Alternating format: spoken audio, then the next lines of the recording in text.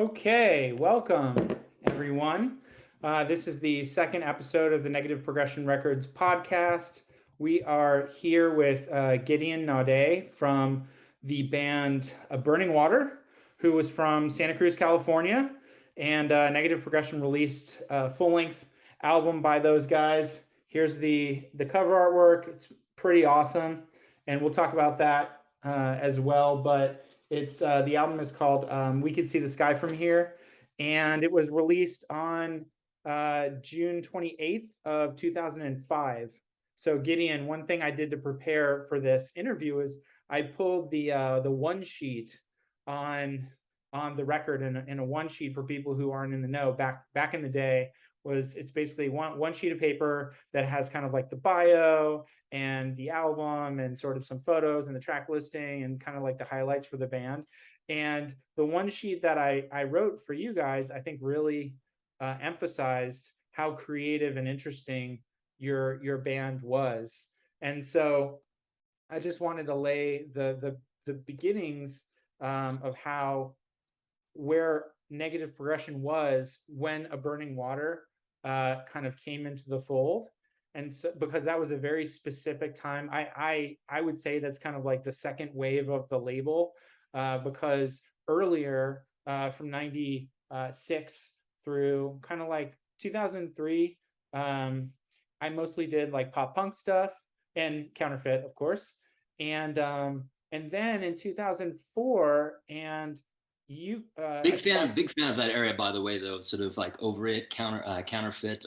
Love those bands. So I knew about Negative Progression kind of quite a bit before we'd met. So it was, I don't yeah, know, it was super cool to kind of come into the fold, as you said. I was wondering about that. How did you personally get become aware of Negative Progression? So in Santa Cruz, there's a kind of a big record store on Pacific Avenue called Streetlight Records, and it was Counterfeit was the first band that I discovered there. But actually, now that I think of it, a band that I played in when I was much younger, our guitar player actually had an Over It sticker on his Oh, guitar case, and I kind of he's quite a bit older than me, and I respected his musical taste, and I know he liked that kind of melodic stuff as well, like kind of strung out and sort of like Lagwagon and all those bands. And so I asked him, and he said, "Oh, we played a couple of shows with Over It," and I asked him what it was. I'm like, "Oh," he said they're kind of like fast melodic. I'm like, that makes sense since it's coming from you, but that I think preceded kind of finding out about Counterfeit. cool. Did you ever see Counterfeit when they played in Northern California? I didn't. I think I kind of got on the bandwagon a bit late for that. That's okay. Well, yeah, and so around that time, it was kind of interesting because I was living in San Francisco, and right before that, I put out a band from Connecticut called Little Yellow Box, and they were also very kind of creative. They sort of sounded like Glassjaw, and it was definitely pushing the boundaries for me and the label. And A Burning Water, additionally, was another step. And I think I was thinking about this, and I want to get your thoughts on this. So I believe it was before I worked with A Burning Water. There was a local South Bay band, Bay Area, San Francisco Bay Area, South Bay band called Plans for Revenge. Mm-hmm. I don't know, was that before A Burning Water or after? So there was a good amount of overlap with that. I want to potentially say a little bit after, but we played with them a bunch. They had one particular song that I thought like they played every show, and that was really fucking catchy. I think it might have been like maybe the first song on Yeah. their record. But I almost want to say that after there was some period where they were actually considering having Brian from A Burning Water, our singer, actually sing for them. Oh, I really? don't know when the singer was out for a little while, but I think it was talk. I don't think anything happened with it, but yeah, no, Plans for Revenge really cool. As far as which came first, yeah, I couldn't say, but I want to say like, yeah. Do you think that, because I was friends with them, and for a while I was trying to sign them as well.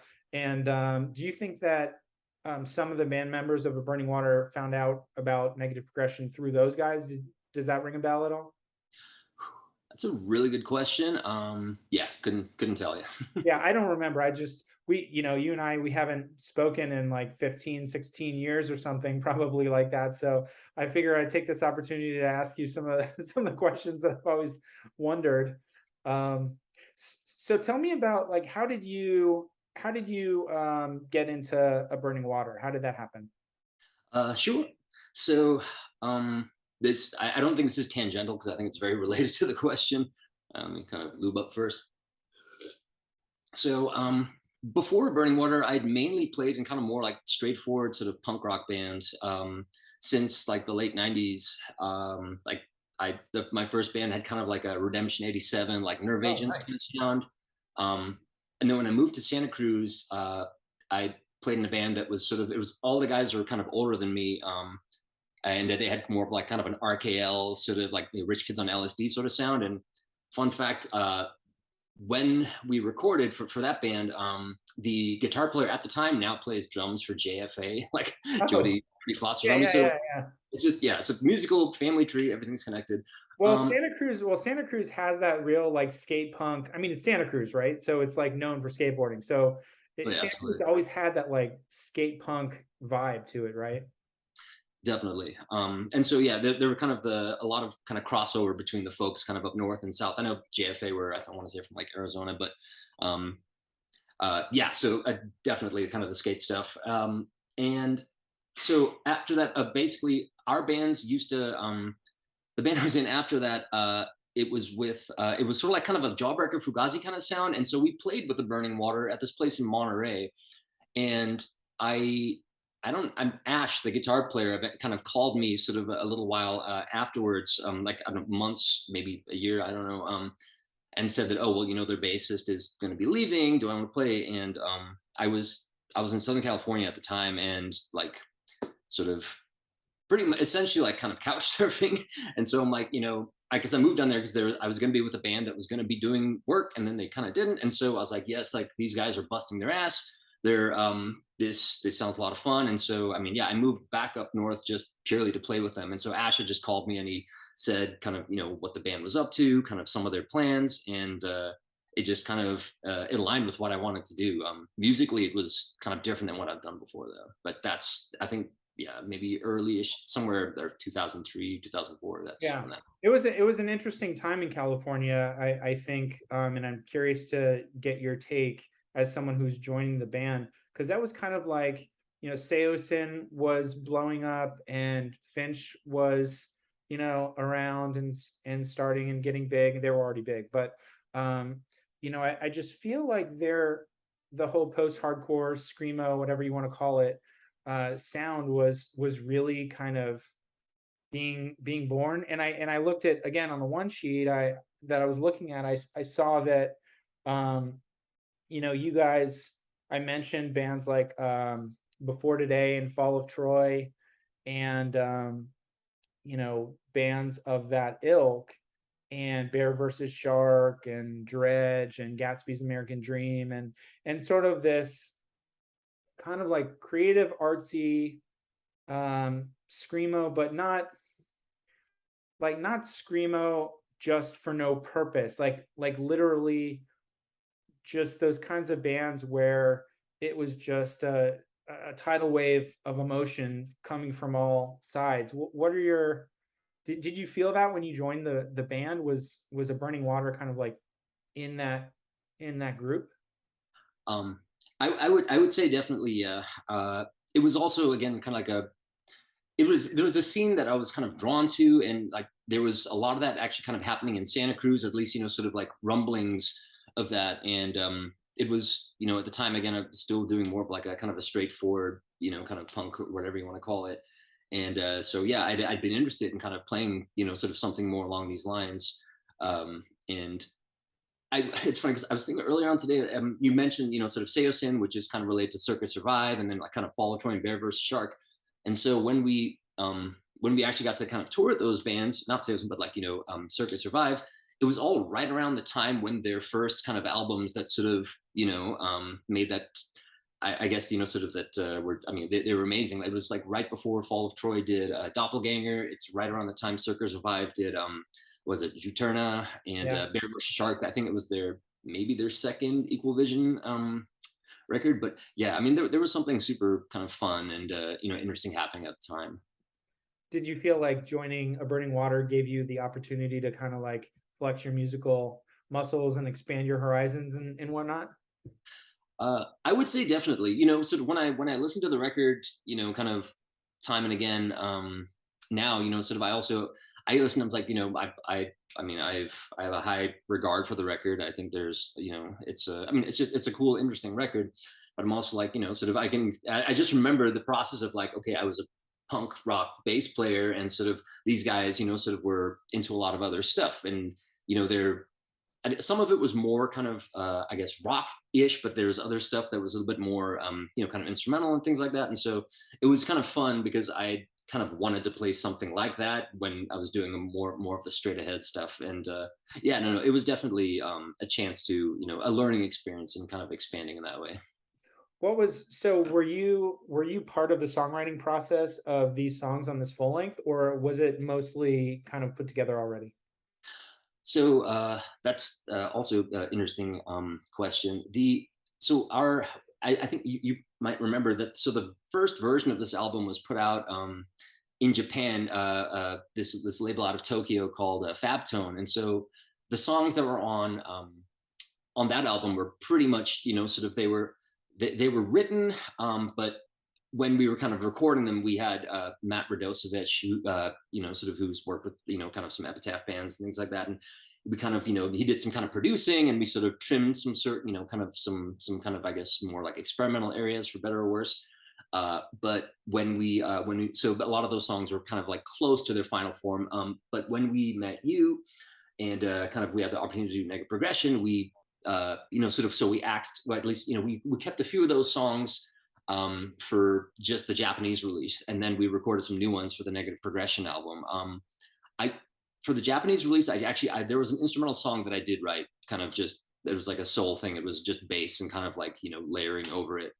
It was that Echoes in the Alcove song actually? For I guess those at home, here's I planned ahead. I did my homework. So this is the Yeah. Japanese one. It's got the obi there, and it's pretty similar to the U.S. It's actually the same dude on the front. It's our friend Dan from Santa Cruz, and so on the U.S. version, he's walking on the freeway, and now he's walking up a hill in Japan. But well, yeah, you know what I mean. And So actually, that's what I got when Ash. So Ash was the guitar player, Brian was the vocalist, and you were the bass player, and Jordan was the drummer, correct? So yeah, Jordan recorded drums on the if memory serves me right, he recorded drums on the ones that the new songs that we added for the Negative Progression release. Eric Larson, awesome guy. He's still out in the Bay Area. I love that dude.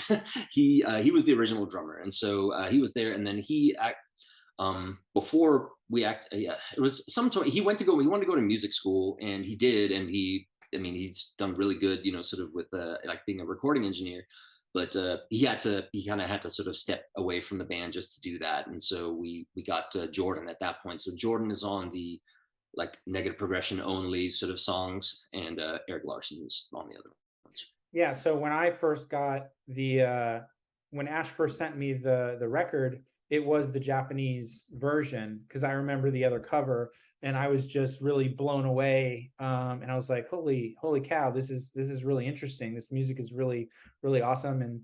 And I know, and we'll talk about when I came down and met you guys and the many times I saw you live.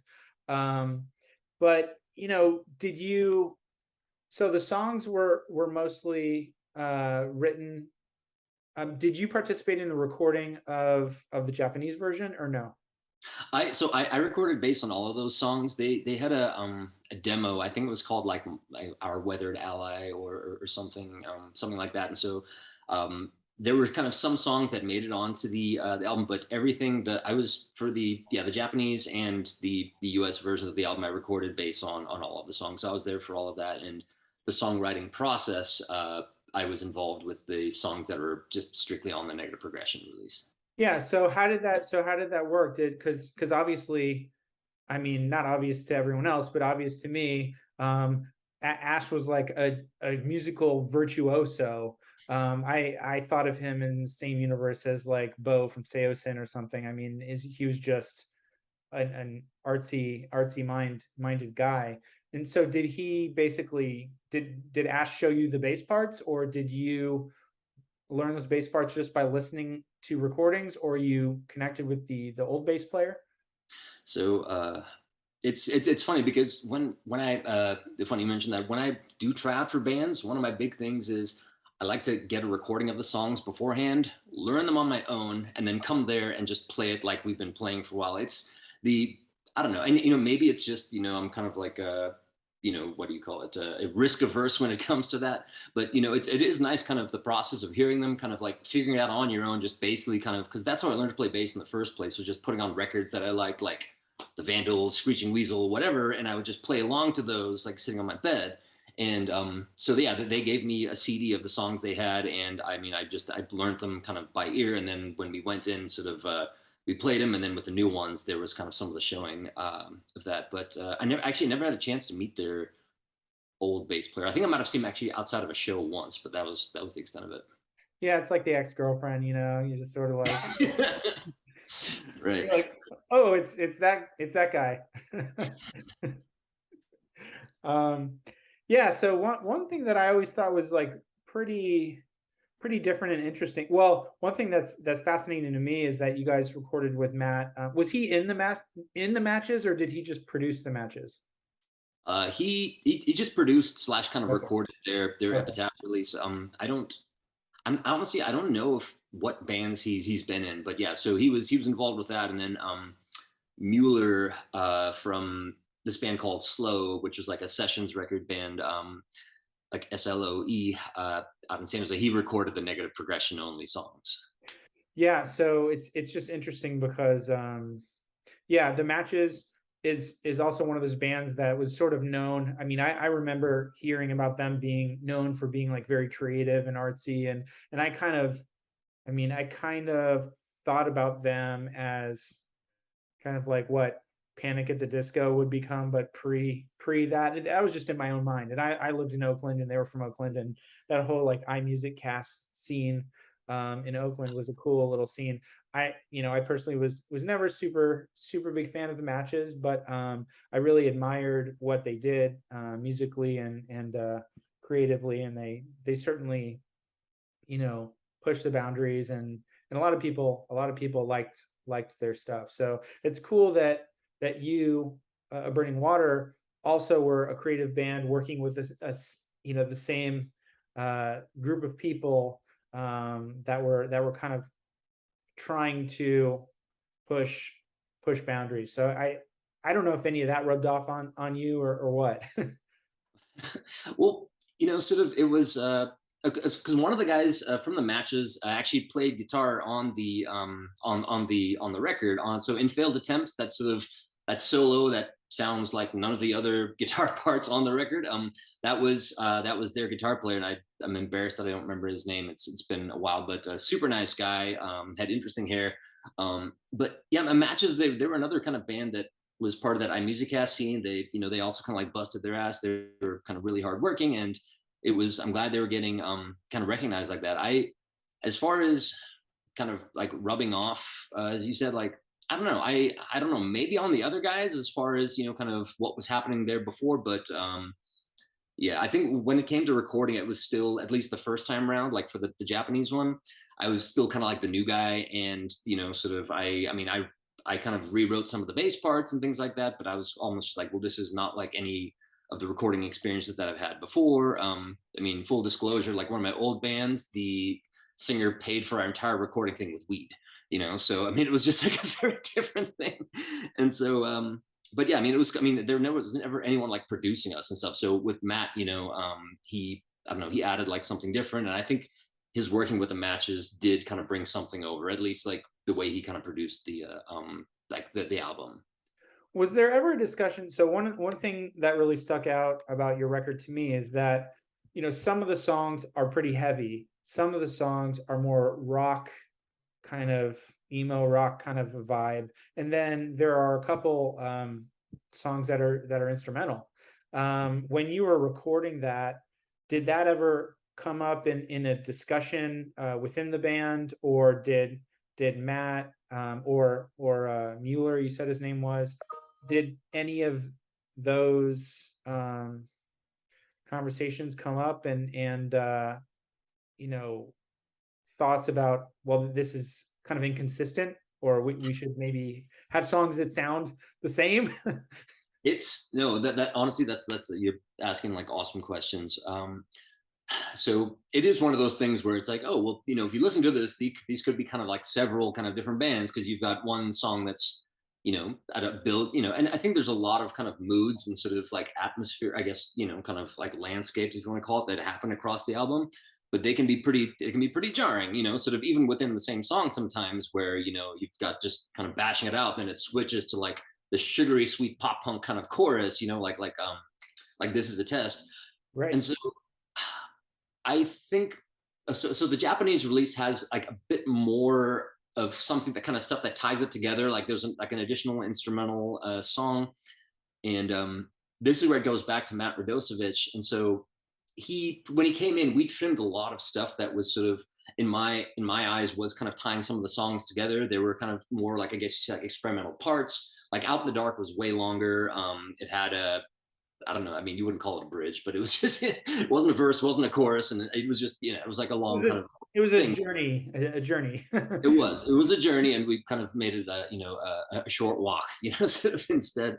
But yeah. And so like a few songs, like same with the Retract, the Retract had kind of like that same sort of thing. And so I think that, Matt, I think, was maybe more, wanting to kind of fit things into a different type of song structure, like not to the point where he was like hacking the songs to pieces, but I mean, we actually had a talk actually on tour, funny enough.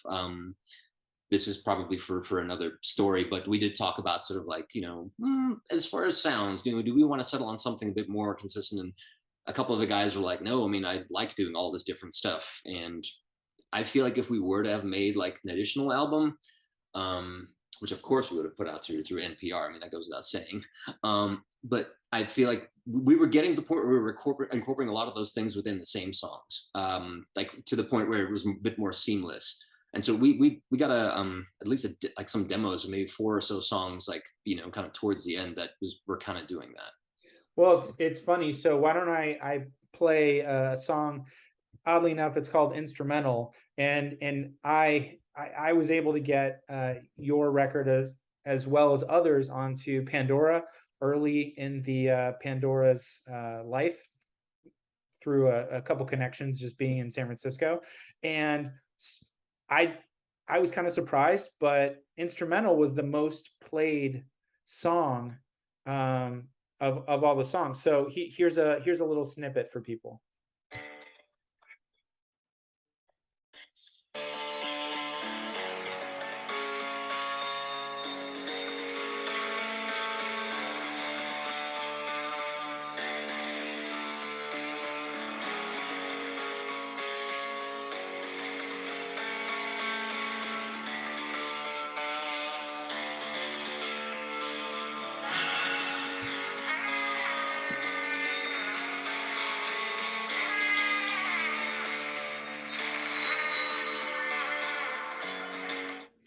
So there's that trumpet, or was that a trumpet or some other kind of horn?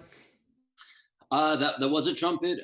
I was not there. They sort of went to town a bit on that song, which is it's one of my favorite songs on the record. The trumpet piece I wasn't there for, but I remember Ash being super stoked when they're like, no, you got to hear this like final version. And Yeah.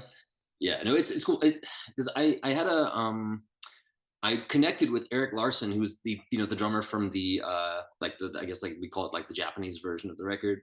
And we chatted more recently, and he was saying like, yeah, like on Pandora, sort of because people would type in, a lot of these other bands that were sort of had that kind of like, kind of indie, more sort of the sound. Indie's so vague, but but he said like, yeah, instrumental would kind of make its way into there, and so it was. I think it would get into a lot of kind of, what do you call it, like playlists and things like that, a lot, maybe more than some of the other songs, because I think it checked some boxes that maybe the other ones might not. Yeah, the algorithm. Yeah. Well, I Whatever. mean, that's the thing too. It's like you I think that some of the bands, like going back to the one sheet, some of the bands that I referenced were At the Drive-In and Sigur Rós and Refused, and I think that, obviously Negative Progression was an emo pop punk label, so perhaps those algorithms were sort of subverted by that instrumental song, and allowed you to be introduced to people that were maybe more interested in like traditional indie rock or kind of artsy fartsy music. It was I guess kind of paid off that way. But yeah, I'll have to talk with Eric and just see sort of like, because he mentioned, I think he might have even said like Modest Mouse at some point, like he was Right. something to the, I don't know, something, some band underneath kind of that umbrella. And he said, yeah, I mean, when folks picked that on Pandora, instrumental would kind of slide in there at some point. So what were your so some of the heavy songs I'm trying to remember, so Out in the Dark, This Is a Test, those are the two that really stuck out. I know, was Retract a heavy one? I Yeah, a Retract, and then the end of These Ruins had sort of, Right. kind of, we took it to church in a kind of a heavier way. So. Right. And then and so did you ever, did people come up to you, or people you knew, or at shows, or just, friends of yours or whatnot, come up to you and talk about the fact that some of your stuff was just like so heavy and so screamy and like refused-ish, I guess you could say. And then other stuff was very kind of like straightforward, kind of verging on the rock vibe, but still emo. Because a lot of times people that like one don't necessarily like the other. So did you feel like that people came up and talked to you about that? I feel like it showed more like at the show. So we would, a lot of time we'd play, shows with some bands that were just kind of straight on the heavy side. Like there was a few kind of local ones, like this band Heavy Lolo. I've Yeah, I never remember them. I haven't said the name out loud in a long time. Yeah, But so we'd go there terrible and there'd be, name. I always thought that was like the worst name ever. I hated that name. yeah, it was odd. I mean, I'm not sure what they were called before, but regardless, sort of, there's some fond memories with them, sort of, Yeah, of course. right. But they, so we'd go to the shows, and there's some people who would go to see them, and you could almost, I don't know, I at least from my point of view, like you would see people who were heavy Lolo fans, and then ours would be kind of folks who sometimes were that, maybe that kind of more melodic, whatever you want to call it, like more rock side, would actually attract kind of, and I wouldn't say like a younger audience, but just folks that maybe would not go there. And then I feel like when people would come up and talk to us, it would be more like a word of mouth, sort of, oh, you got to check out this band. They're not like XYZ. And Right. that's not a description I would ever give us, but if that got folks, to kind of check us out, then that is not a bad thing. So. So, as far as the record being released in Japan, did you personally experience, like, did you get emails from Japan? Did you feel any ramifications of that? Like, oh, we have fans in Japan.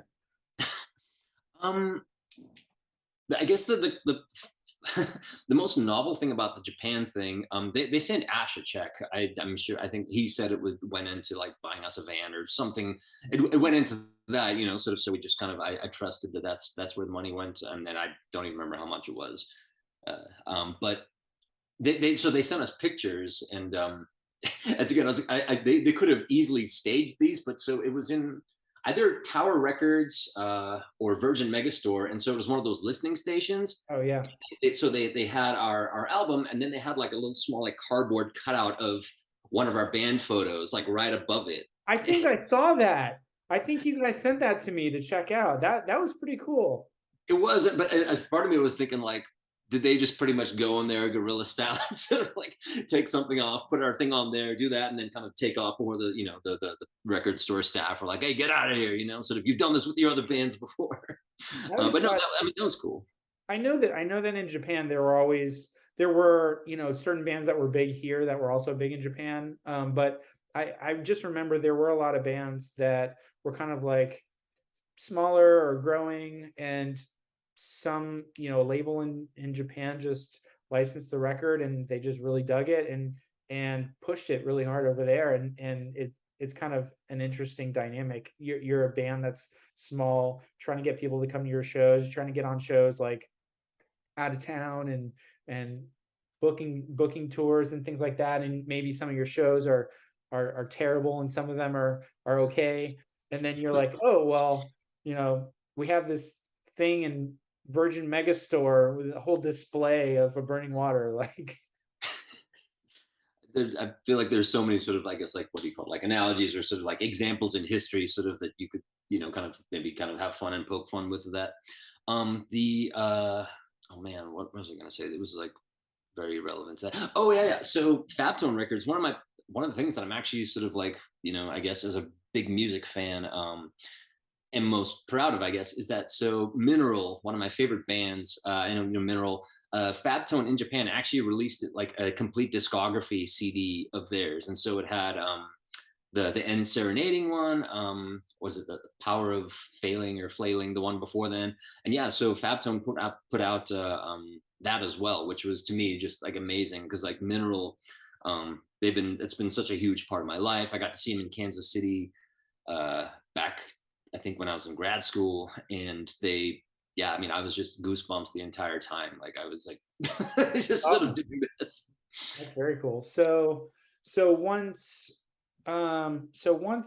I signed the band, I remember coming down and seeing you guys practice a couple times in a house, and I remember going to some different hall shows and seeing you, and I just remember your live set was so good, and I remember there were like a lot of lights, and everyone in the band was really going off, like Ash is tall and skinny, and he has that sort of like lanky thing where he would sort of stretch out to be about 12 feet long, and he had like, I just remember he had like electronics and stuff like that.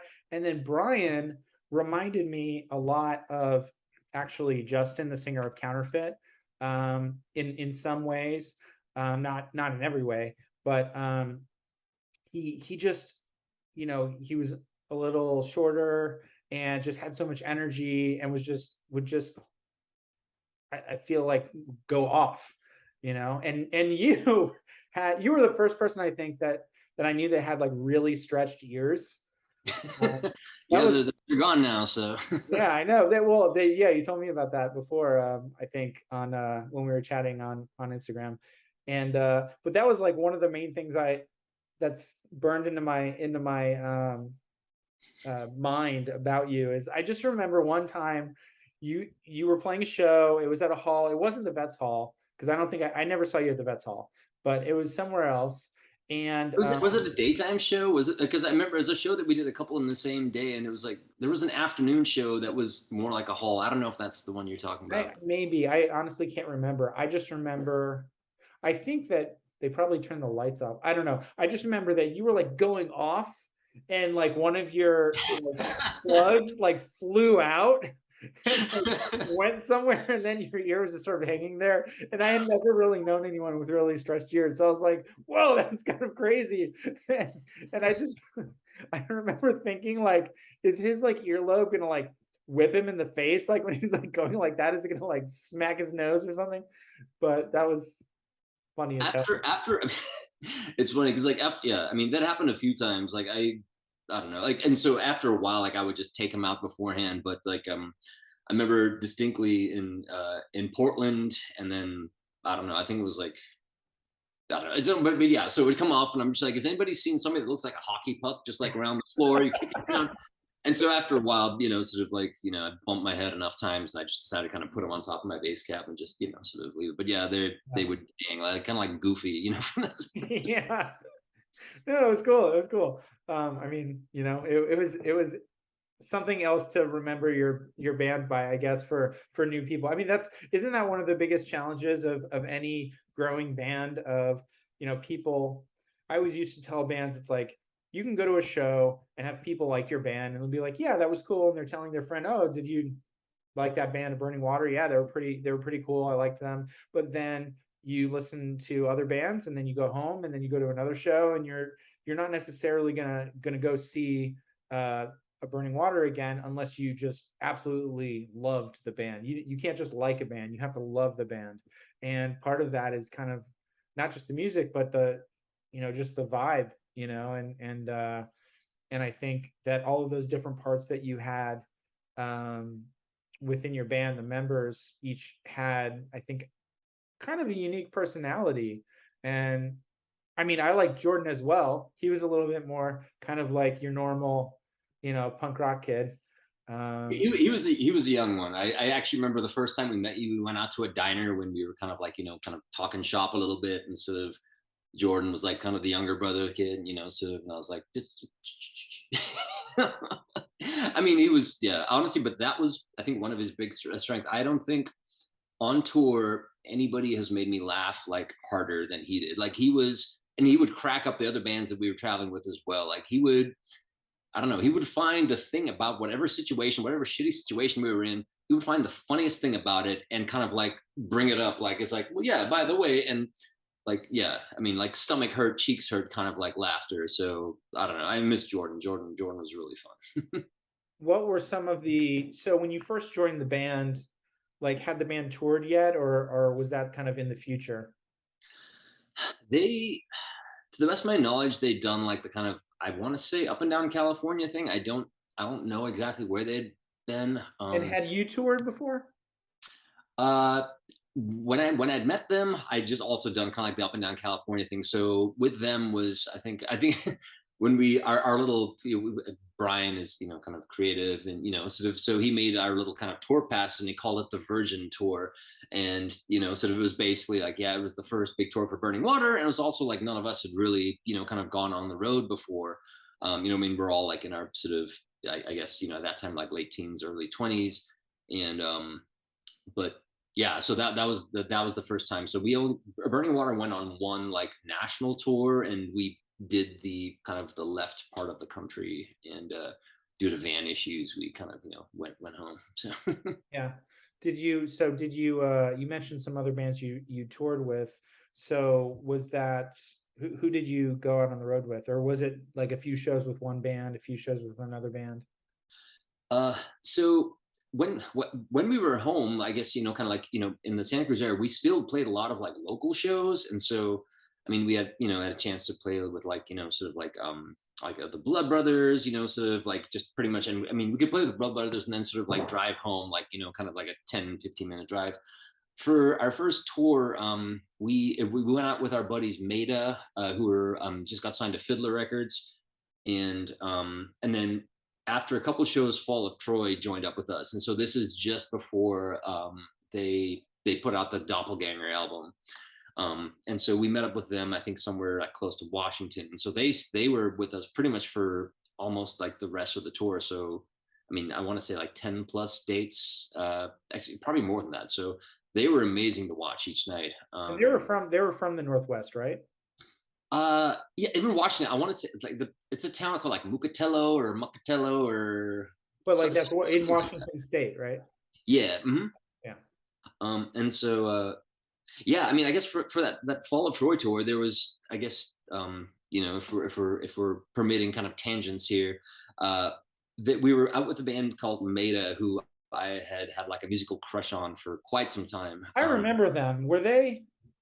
Who was in that? Was someone in that band that had been in another band? I can't remember. They had probably been in other bands, and I didn't know any of the other bands, so I only knew Okay. about them after meeting a Burning Water. And the first time I met them, we were loading our equipment up to a show somewhere in the Bay Area, and I heard them, and it was just after joining Burning Water. I'm like, fuck, these guys sound like Botch. Yeah, like they were so good, and I was like, this like the singer is so intense, like this is brutal. I mean, in the best way possible. And so, fast forward a bit, when we were touring in Coeur d'Alene, Idaho, their bassist and I, we went to sort of we got there early. It's a beautiful town. We'd gone through some very kind of like austere places beforehand, and so he and I, we found this nice, beautiful brewery. Some folks went down to the lake. They were jumping off little rocks and stuff. And so he and I went to the brewery, and, sort of, anyways, long story short, this is like a Seinfeldian yada, yada, yada.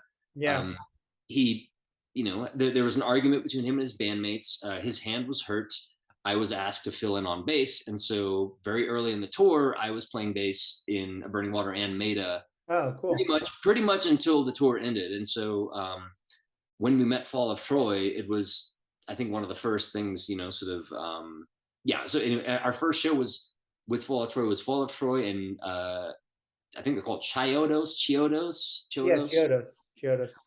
And which is funny because like again, like musical tree stuff. Thomas from Fall of Troy actually ended up joining Chiodos, Oh, okay. and so yeah, again, everything's connected to everything else. But yeah, so I mean, the Maida thing was fun. It was 2 shows a night, and I mean, I sometimes we'd flip it, but it was, I don't know, it was awesome. That was like some of the, I think that the show we played a show in Portland was probably like the funnest show I think I've ever played, with the exception of one. And I'll wait till you ask me about that, and then I'll tell Yeah, you. I was gonna ask you what were some of your more memorable shows on tour, and like why were they so memorable? So the one that Portland show, it was again like a Burning Water, Maida, Fall of Troy. I remember who else was there, but it was just, I don't know, everything just kind of clicked for each band that was playing that night. Like Fall of Troy had an amazing show. Burning Water was super tight. I with Maida, sort of I'd only been playing with them since I start after Jim hurt his hand. I think we had a day off, and so I learned their songs in Seattle, and then then I just was kind of like playing what I could, from after that. But the Portland one, everybody played great. It was super fun. But the one that I think, to me, the biggest one that stands out is that we were supposed to be at the Pound. Do you remember the Pound in San Of course, Francisco, down by the waterfront? of course. Super cool venue. We went there, and for some reason, like I don't know if the promoter had backed out, but for some reason, like the venue was entirely closed. Like nobody was there to kind of let us know that this was actually going to be a thing. And through sort of, I guess, sheer will, we like kind of circled the wagons. We kind of pulled our vans there, and because people were showing up, but like the venue was closed.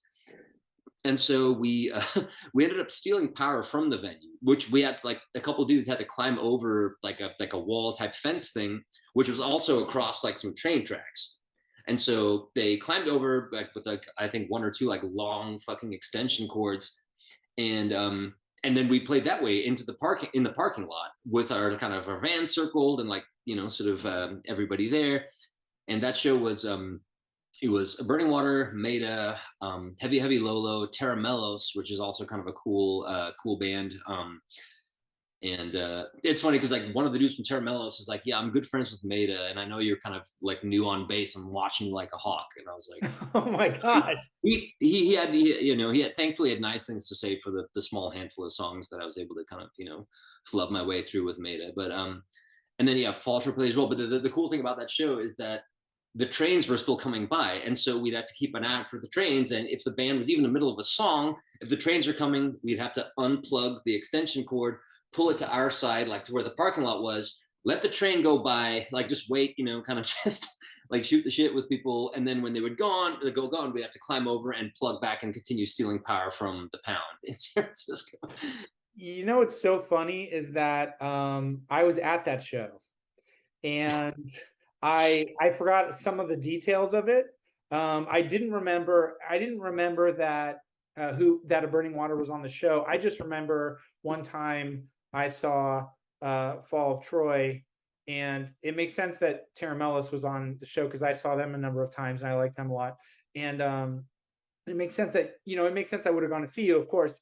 But I remember that, yeah, the Pound was closed, and Fall of Troy played in the parking lot like randomly. That was awesome. It was a cool memory. It was a really cool show. No, it was, and like we kind of we had a few dates after that, and I think sort of all the bands that were there, sort of I think when we'd kind of go out for dinner, kind of a couple days later, we're just like, this is like one of the funnest, probably like the funnest show like of the tour, sort of it was very kind of I guess like guerrilla style, or whatever you want to call it. Well, I mean, San Francisco was always kind of a hard place for bands to get into and draw, and I think obviously you have the scenes were all so divided up. Maybe you could talk about this too, like South Bay, Santa Cruz, San Jose, and then the East Bay, Oakland, Berkeley, and then you got North Bay, and then San Francisco proper. And I feel like those scenes, there were bands from each one of those scenes, and yeah, sometimes bands played together with each other, but it was really hard to get kids to come out um, to San Francisco even. I remember specifically talking to, because since I ran a label, I would always drive to shows everywhere. I was friends with Benton Falls in the North Bay. I was friends with other bands in the North Bay. I would go to the Petaluma Theater. I booked at Gilman for a while, and so obviously I'd go to East Bay shows all the time. And I lived in Oakland, and when I lived in San Francisco, I'd go to San Francisco shows. But South Bay, a lot of bands that I liked and ended up working with were from the South Bay. And it was always a topic of conversation when I would try to book a show for them in the East Bay or book a show for them in San Francisco. I'd be like, can you get some of your fans from San Jose to drive the half hour, 45 minutes to San Francisco? And it was always like, yeah, no, they're not going to come. It's weird because I mean, I don't know if it's, nothing against San Jose, but I mean, like folks in Santa Cruz, say what you will, and I don't even know what people would say about Santa Cruz. I love the place, but I mean, they were making trips out to, kind of Gilman like all the time. Like we went out there and saw bands all the time. Like there was I mean, the trip I was playing with another band that was in San Francisco, and I would go drive over there just for band practice several times a week. And I knew a bunch of other folks who did that, like Dan Randall. He played in this band called Ghoul. I know Dan Yeah, Randall. the dudes I like know Dan Randall. Yeah. and so because I was telling him, it's like, like where you practice. I was in like one of the more recent band I was in. It was like, yeah, we're practicing this place in Oakland, and he's like, oh yeah, I practiced there as well. And like, yeah, I mean, he would drive over the hill to practice with his band. And funny enough, he actually, I think like he works in like Skywalker Ranch now. Like he's with his recording stuff. Like he's like a George Lucas kind of guy now, which Yeah, is he awesome. did. He did.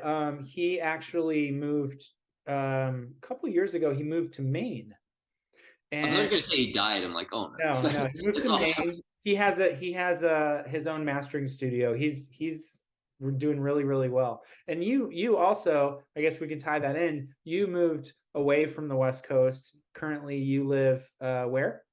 Baltimore. How do you like Baltimore? I certainly like parts of it. So this is like, do you like Baltimore? And then I'm kind of going tangential on this, but so from from the West Coast, I stayed in the Midwest, where I went to grad school. And it was honestly, it was on tour, just where I realized, like, I'm not showering. I'm sleeping very uncomfortably. The last band, I actually had to sleep in the front seat, so it was like pretty much like this, like my feet on the dash, because they're like, oh, that's what the new guy has to do. And so And I you're was like, tall. You're tall, right?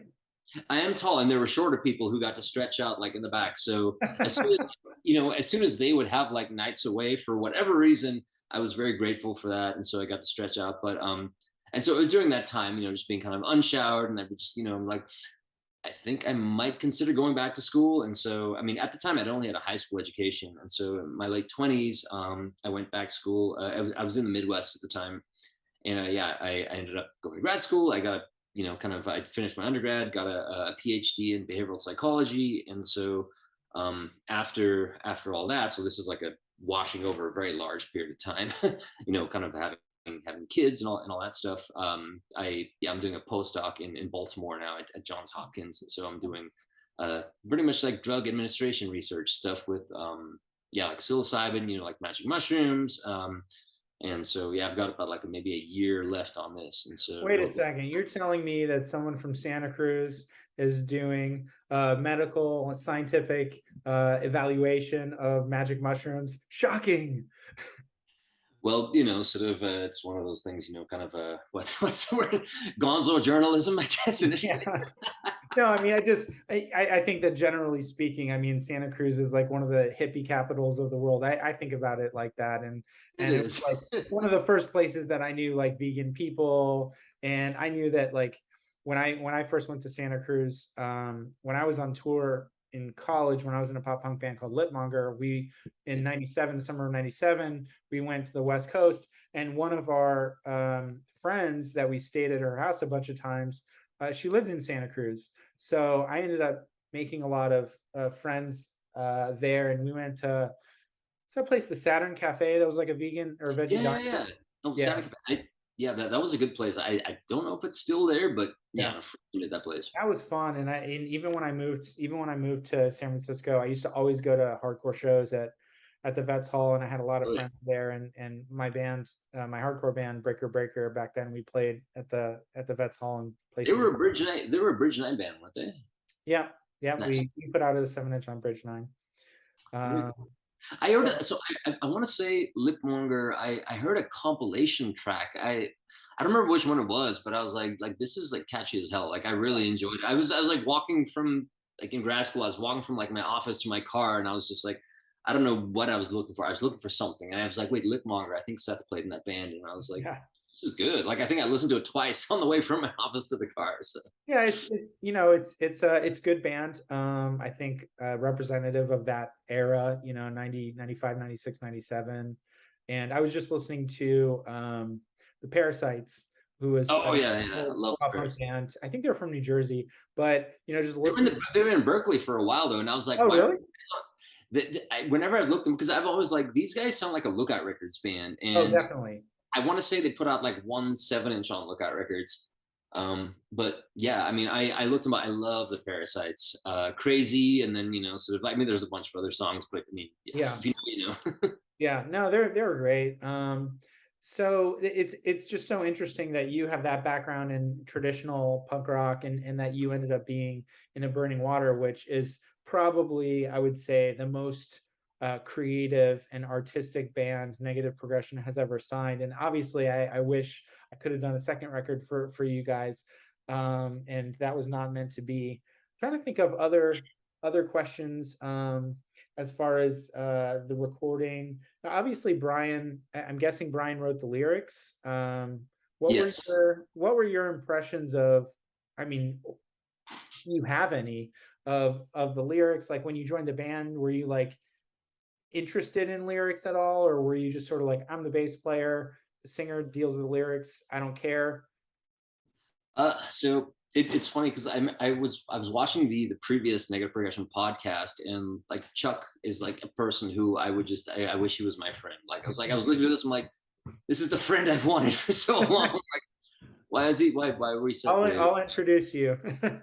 No, he's because he mentioned something about lyrics as well, and it's while lyrics are kind of important, and I mean Brian, I thought wrote sort of incredibly great lyrics. Again, like I'm not a lyricist per se, but yeah, I mean for me, it's sort of I think that kind of music comes first, and I think like the thrust of what's happening, you know, the thrust of what you're kind of playing. I think sort of you're communicating something with kind of what you're playing, and I don't know. I mean, I've full disclosure. I mean, I've been really getting into instrumental bands because sort of I don't know. I mean, I love Mercury Program. That's probably one of my favorite Oh, I bands. love that band. They're I listen to them. They're the hands down the most. I mean, I listen to them when I'm studying, when I'm like writing papers and things like that.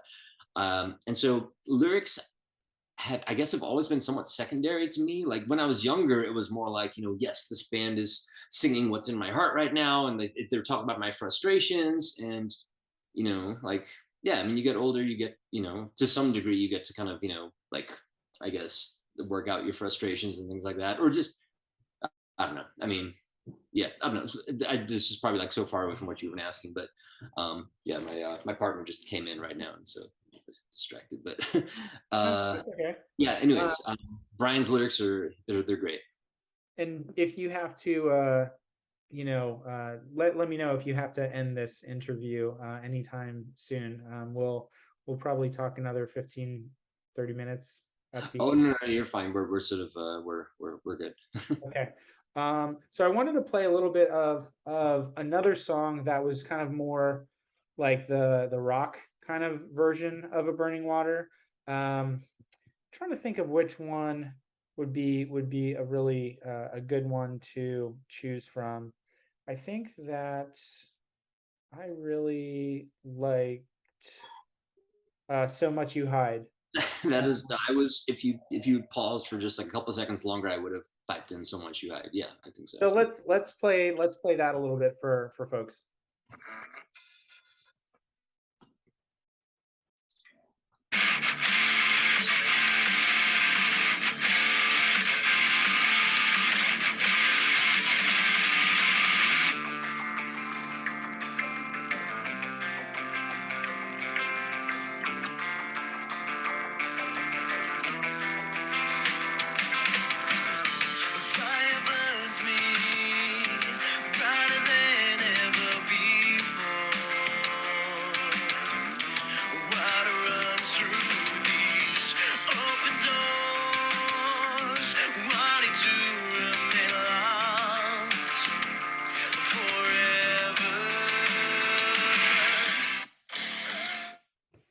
So obviously, as the people watching this and listening to this will hear, it's like night and day between that song and like a song like Out in the Dark, or even the instrumental song. It's like three bands in one.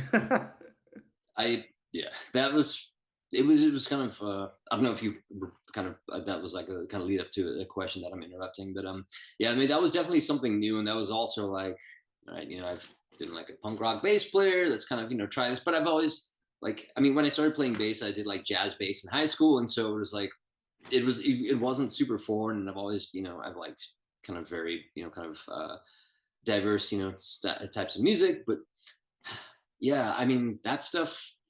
I mean, so much you had actually it ends up being one of my favorite songs on the record.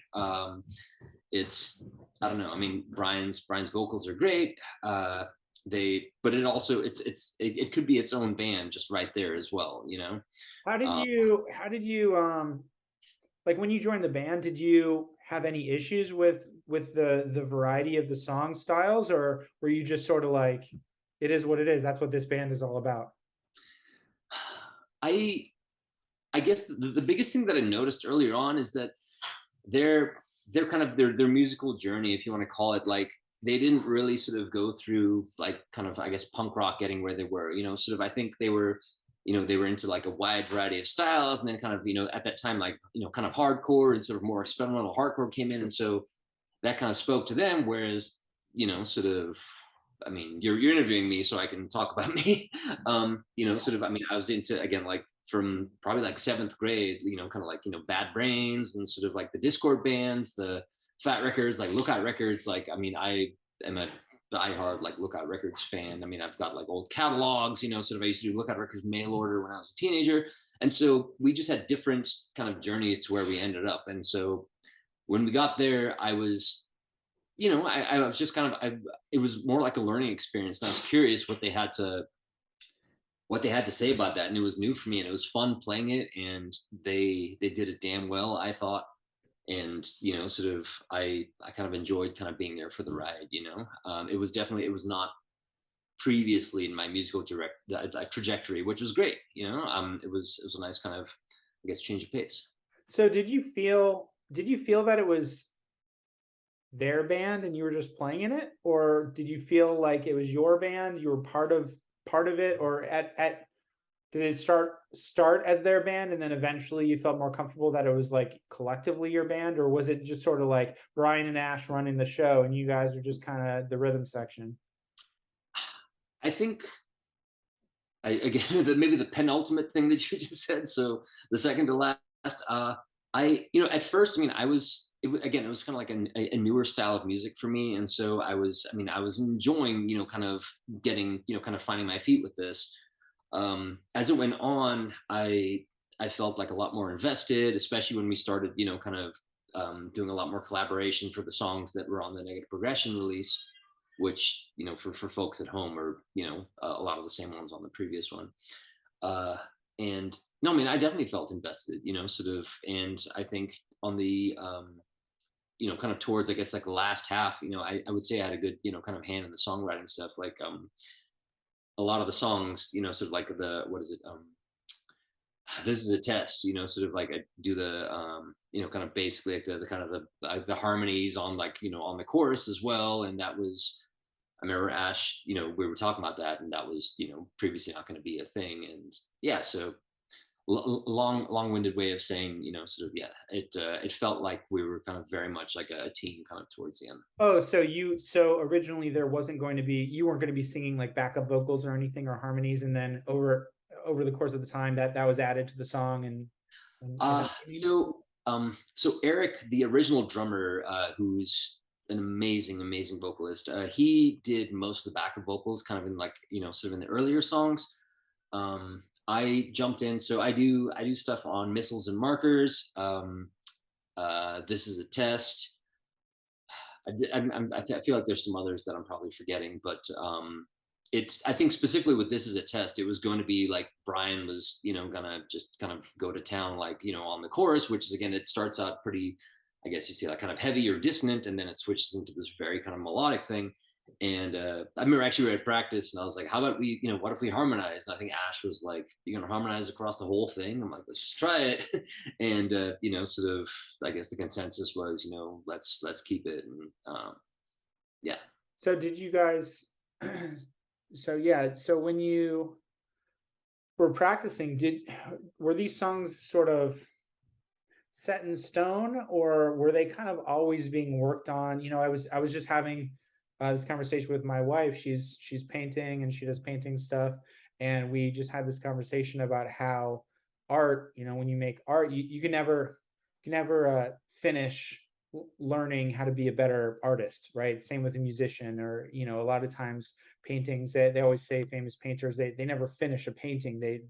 They always want to keep making it better, or do something different with it. I mean, because A Burning Water was so creative, were you guys kind of constantly like tweaking songs, or not? Because I know a lot of bands that practice, they just kind of like, okay, we're gonna have a practice for an hour, we're gonna play through the set twice, and then that's it. They don't really like sit there and kind of analyze and manipulate.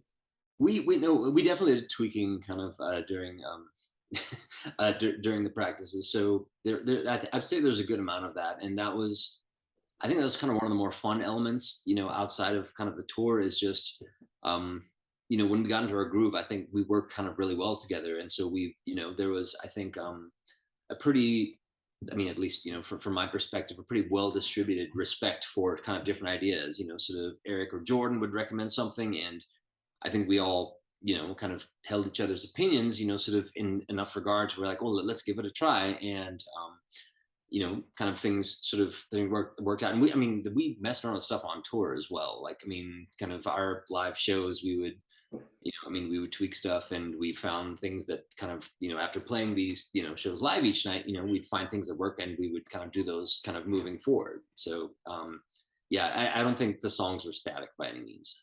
That's really interesting. A lot of bands have difficulty writing on tour. Did you guys spend time writing completely new songs on tour? Um, I think, if memory serves me correctly, I think, sort of we would, you kind of see so many bands, and sort of you kind of hear a song, and it's just with kind of so many ideas, you hear that and like, oh, I thought it was going to go this way, and then the song ended up going that way. I kind of want to take this one idea that I have and take it this way when it would have gone that way for the other band doing that. And I think it's yeah. Even that song, "This Is a Test," like the bridge, I started messing around with it when we were doing that Fall of Troy tour, and I did something that I kind of thought was fun. And for the rest of the tour, I kind of did that there. For most people, it's like, oh, it's one bass note, but sort of one bass note can make a difference.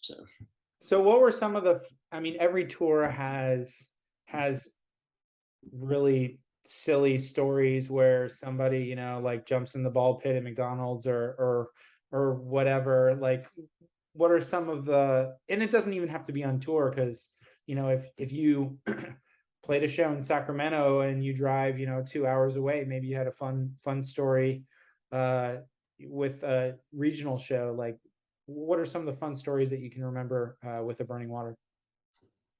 There's a bunch. There's a lot of them. It's more, it kind of just, kind of comes on like a flash. I remember when we first met up with Fall of Troy, sort of, we all had to kind of sleep on the floor. We were at some, I think it was after that first show, we were somewhere, I want to say somewhere in Washington, and we stayed at somebody's house. We were on the floor, and at like maybe five something, and we've been up late, and five something in the morning, we just wake up to like absolute screaming, like ah, ah, ah. And then Thomas, singer from Fall of Troy, wakes up and is like, oh man, I just had like the weirdest dream. And then he goes back to sleep, and we're like, we're all fucking awake now. So there's that. There was the one at the Pound, like the kind of getting power, when the venue kind of wasn't open. I mean, oh, there's so many. Did you ever find out why the venue wasn't open? Like, did that show actually just not get booked or something? I don't know, it's something maybe about the promoter. I don't know. I think Ash would probably be the best person to ask about that. But there was something where, yeah, information got lost, and apparently one party thought the show wasn't going to be happening anymore, and Yeah. pretty much everybody else in the world thought that it was. How did your local shows did you feel like you were I have a couple of thoughts, but as the band so I released a record in the end of June of '05. When did you leave the band? Ooh, um, that is a great question.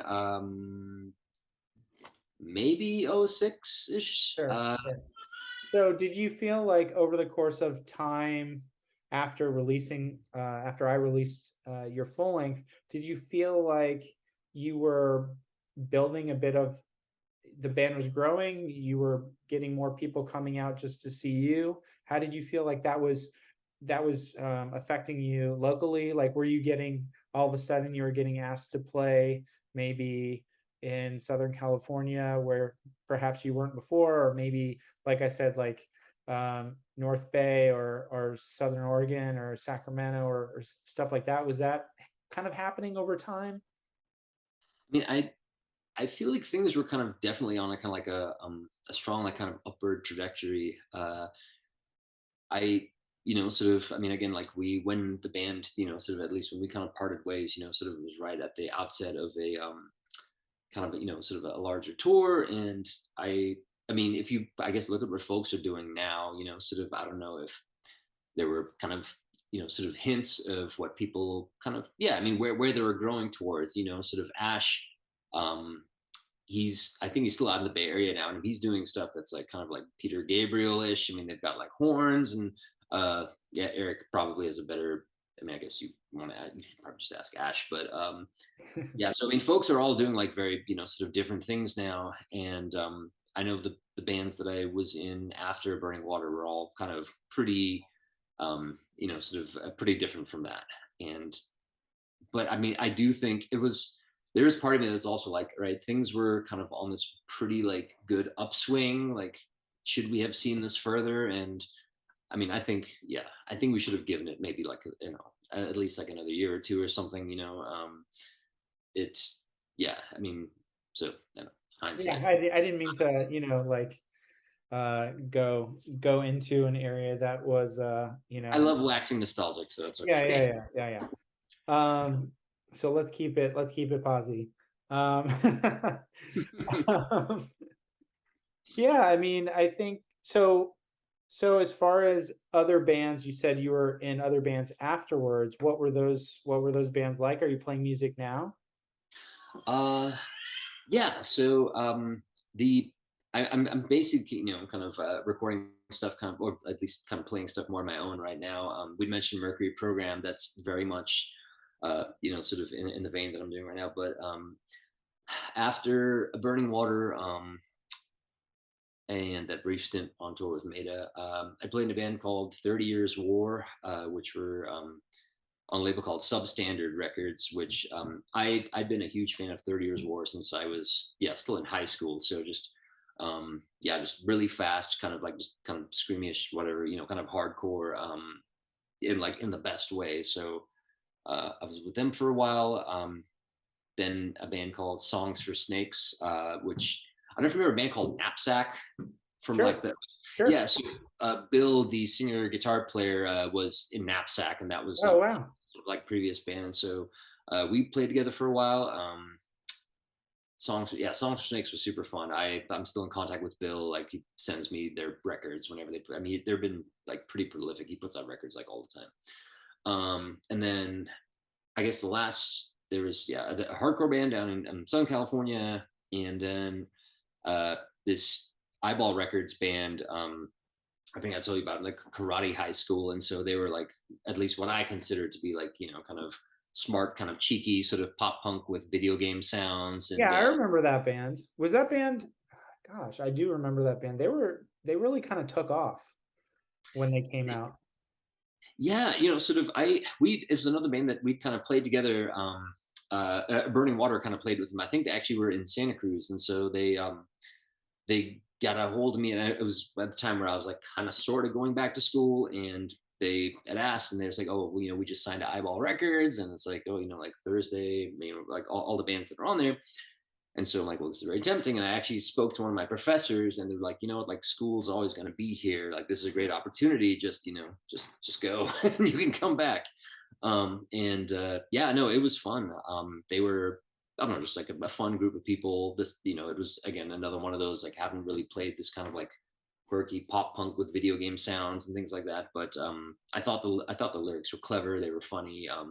I love clever, funny bands. Like, I mean, I'm a big fan of like the Dickies and like the Digits and Oh, all those bands, So not yeah. comparing them to them, but in the sense that, okay, these bands are kind of sort of smart, kind of sort of funny, Um, I think but I remember the cover of their record looked like Super Mario Brothers or something like that. yeah, yeah, the first one, Arcade Rock. I think I actually might have. I've got the CD here, but I've got a poster somewhere back there. Yeah, it doesn't matter. Yeah, so there was that one.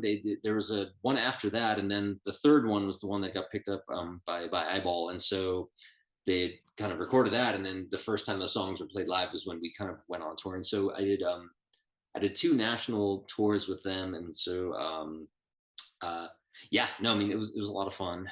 They were So kind of cool. how did being in that band and doing two national tours and being a little bit older, did that change your perspective on how your experience in a Burning Water and that those early touring experiences, There were, I or think there maybe was not? no, no, I mean there were certain parts about it that kind of made me appreciate certain aspects of a Burning Water, because there was some sort of overlap. Like I don't remember seeing them when we apparently played together, but they kind of had said that, oh yeah, we saw Burning Water, and so you're like, oh, you're a bassist around here, and seems to be prone to suggestion when it at least comes to sort of like, would you play for us? And no, I don't know. I mean, again, it's such a cool experience, just kind of getting to, I guess, live in a van with these other people who, I mean, yeah, I mean, I don't think I've gone on tour with anyone that is like sort of like even close to a carbon copy of somebody else, and you're living very closely with them, and there's so many cool like kind of social dynamics going on, and so each one has been kind of interesting. I But yeah, I mean, karate high school had some kind of pretty big. I mean, I think sort of some pretty big kind of turnouts, and yeah, it was fun. It was fun and goofy, and just quirky and all that. So, a couple questions about the artwork, and I know that Brian did the artwork, right? On the Burning Water record. Yeah, I think he did these sort of what do you call? I mean, he did more of like, I think, like the editing type of stuff. We had a photographer come out for the Japanese one, the one where Dan's kind of like walking up the hill, and Yeah. then we someone from San Francisco, she came out and she did the other one where we just had Dan kind of like walk up the freeway when there just happened not to be cars there. But yeah, I think Brian did sort of more of the kind of like the editing and stuff. Were you involved? Like, did you have any band conversations about what you wanted the art to look like? Because I think the art is really cool, but it's also very unique. Like these, multiple. It's a booklet with some of the panels are just uh, very beautiful photographs, and it could be like a photo exhibit almost. And then in the middle, the uh, the panel that has the lyrics, it's like all words. It's just like it's like a machine gun of words. I mean, it must be like 40 or 50 lines with no, it's just crazy looking. And there's nothing wrong with that, but like I don't know, I'm old now and my vision's not good anymore. And so I'm looking at it, I'm like, holy crap, this is not functional. Well, I remember because when before we kind of we did this today, you were like, oh well, sort of it's kind of like your homework assignment, kind of check over the lyrics and things like that. And I opened it up and I just remembered which was lyrics. I'm like, yeah, no.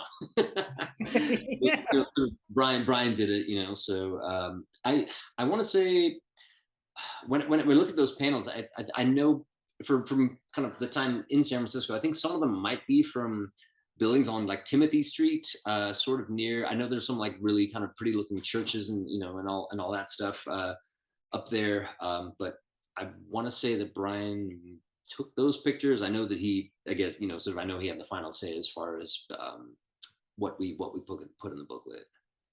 And just circling back to one of the things that I just wanted to explore more for a minute or two was the, and I asked Chuck this a little bit in the Contender interview, but it's a bit more pronounced with you guys, because even though Contender, some of their songs, have an aggressive vocalist and a sort of a jawbreaker sing-songy kind of vocalist, you guys, multiple different styles. Did you talk about the conversations you alluded to, sometimes having conversations about, do we want to kind of go in one of these directions and really kind of our future, not necessarily this particular album. I'm not saying that like on this this album before you released it should it sound more similar, but like when you're talking about possibly recording more music and writing new songs, were you guys talking about, oh well, we should just go in the more heavier stuff, or we should do more of the rock stuff, or more of the instrumental, or were certain people like kind of advocating for one or the other, or was everyone like, yeah, this is who A Burning Water is, we're just unique like this, so we're gonna make another album that has like some of everything? Um, so we did have a conversation like that. It was during that Fall of Troy tour, when Maida was still, sort of like on the bill, and we kind of did discuss that a bit. And so, ironically enough, we were like, sort of, yeah, let's kind of maybe explore the kind of the heavier, sort of more, dissonant, whatever you're going to call it, stuff a bit more next time around. But the ironic piece is that when we started recording demos, the stuff we did was a lot more kind of clean guitar, but it was more, kind of cool, like time signatures. And we kind of, I think that just kind of happened when we were like, trying out, sort of new songs after that tour went on. And so I think the 3 or so songs we did, like none of them were heavy. Kind of that's just, we had this kind of, I don't know who to, I'm trying to think like who to describe it, but it's, yeah, I mean, I guess you just think of, yeah, clean guitars, kind of cool time signatures, melodic-ish, and kind of, I guess, like a relatively spunky, kind of walking bass kind of, and yeah, so that's, I mean, Brian wasn't, uh, he was there when we suggested doing kind of more of like a heavy thing, and he wasn't part of these demos. I don't know where he was. I don't know if he was doing school stuff, but that's just what they ended up being. So had we continued on what we had been doing, I think was evolving into something that was kind of less heavy, but more consistently just kind of like fun, maybe a little bit more kind of challenging, and kind of clean guitar kind of stuff. So kind of like a math rocky kind of a thing. Yeah, and it's sort of, I hesitate to call, I mean, because there's some bands who are like math rock with like a capital, everything, and this Capital was capital MATH. exactly. And so this was, again, like definitely want to throw kind of M bombs out, but it was in that kind of direction. It was sort of, I think it would have fallen generally under that umbrella. And I think sort of after getting back from tour, I think we all sort of had I don't know, we knew each other musically very well, and we knew how to kind of interact with each other and kind of maybe predict what sort of the other person would want. And so, yeah, we were much better acquainted with each other in that way. And so I think it was like a natural kind of like evolution of what we were playing. Yeah. And it was, I mean, no, I mean, it was cool to see. I don't know, I need to get those demos again. I'm gonna have to reach out to guys. So if Brian wasn't around when you were doing those demos, was that normal as far as your songwriting process, that he wasn't involved in the songwriting process, or he No, was? no, I think no. Brian, to the best of my memory, was very much a part of it. I really, I don't remember why when we did these demos, it sort of, he wasn't there for it. But this was like, again, like a small stretch of time, kind of, after, I think it was after that Fall of Troy tour, and we were just kind of jamming, and we kind of got these worked out, because I do remember when Brian heard some of the songs the first time, it was like, it was almost like kind of like a surprise for him. And He's so like, what the hell, dudes? This isn't what we were talking about. I mean, he was, I mean, he seemed cool with it, but sort of, yeah, I don't, I mean, again, it's been a while, so I don't know where he was, but it was, I mean, it was fun. Like those were some, I mean, I thought there were some pretty cool demos. That's awesome, man. Well, I'm gonna we'll wrap this up. Is there, I guess, are there any other stories about the band or thoughts about when you recorded or were songwriting that we didn't touch on? So I guess so. The songs that we did for Negative Progression, I think were part of like a really fun sort of recording sessions. Like so at Mueller's house, his it was basically like a home studio, but like a very sort of I guess well kind of organized one. He had the kind of his basically like a control room, wired down. The drums were done down in the basement. Brian, for at least a couple songs, at least one, did his vocals like in the bathroom. So it was but it was cool, and it was I don't know, it was just I think on that instrumental song, like right after the horns, I heard a toilet flush.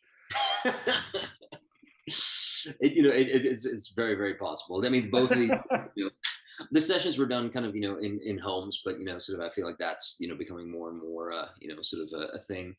But yeah, no, the Mueller, I just call them the Mueller sessions. But the cool thing is, so whenever because Maida recorded their stuff there as well, and his name for his kind of like home recording studio is probably the best one I've ever heard. He called it Felony College of the Streets, and so Nice. that's where we recorded our stuff, is Felony College of the Streets.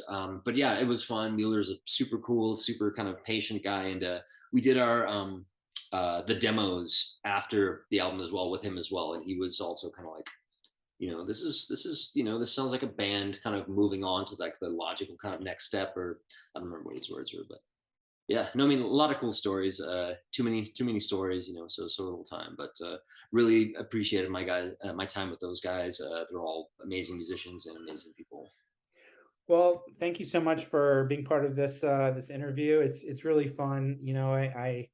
I often get contacted by people about asking me what are members of this older negative progression band up to, and they want to know more about these releases, and it's cool that you found the time to chat with me, and obviously I was in San Francisco at the time, and we fortunately got a chance to hang out personally a number of times, and it's just such a cool memory for me to think back to those fun Burning Water shows and diners and hanging out. That was such a cool time. I mean, I think whenever we'd kind of be chatting and you'd mention things like kind of like Screeching Weasel or stuff, my ears would prick up, and I'm like, I'm probably the only person at this table besides Seth who's kind of like getting excited about this. So, I mean, absolutely. No, it's so cool to see you again, Seth. And yeah, I mean, we gotta keep chatting. So, Awesome. Well, I will talk to you again, and take care. all right, yeah, have a good one.